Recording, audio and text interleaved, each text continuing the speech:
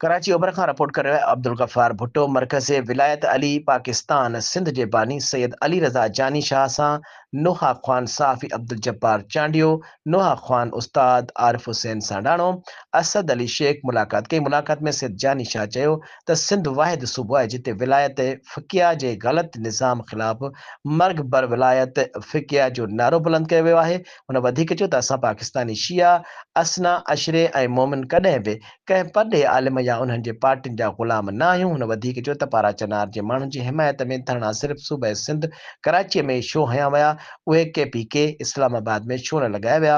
हुन चयो त असांजो सफ़र इश्क जो सफ़र आहे, अक़ीदे में मार्फत जो सफ़र। हिन वधीक चयो त इमाम अली अमीरुल मोमिनीन फरमायो आहे त जेको बि असांजे हुक्म जी इताअत करे थो उन लाइ दाइमी हमेशह रहण वारी नेमत जी ख़ुशख़बरी आहे।